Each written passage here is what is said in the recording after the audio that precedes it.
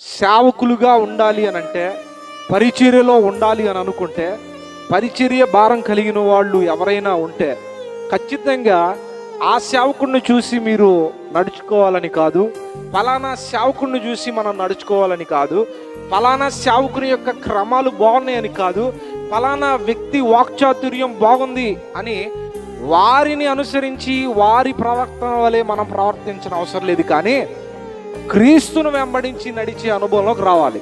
చూడండి, ఆయన ఒక్క దినము కూడా విశ్రాంతి తీసుకోలేదు ఎక్కడా కూడా. ఆయన క్యాలెండర్లో ఈరోజు నాకు విశ్రాంతిగా ఉంటాను, నేను రెస్ట్ తీసుకుంటానని ఆయన ఏ రోజు చెప్పలేదు. ఆయన ప్రతిరోజు ఆయనకు అప్పగించబడిన పనినే చేసుకుంటూ వెళ్ళిపోయాడు. దీనికి స్తోత్రం కలుగును గాక.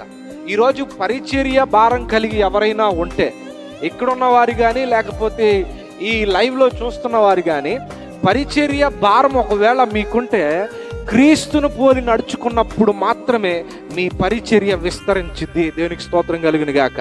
మనుష్యులను అనుసరించి నడిస్తే ఆ అనుసరించి నడిచిన వ్యక్తి ఒకరోజు ఏదో ఒక రోజు పడిపోవచ్చు, అతనిలో ఏదో ఒక లోపం ఉండొచ్చు. కానీ మన క్రీస్తులో లోపం లేనివాడు. దేనికి స్తోత్రం కలుగును గాక.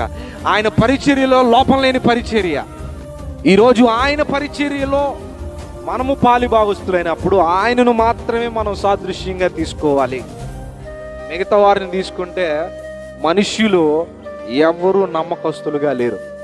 కనుక పరిచర్య భారం అంటే క్రీస్తు వలె నడిపించుదుముగాక. క్రీస్తు వలె మనందరము ఆయన పనిలో భాగస్తులుగా, ఆయన పనిలో నమ్మకస్తులుగా మనం ముందుకు నడిపించబడుదుముగాక. ఆయనను వెంబడించుదుముగాక.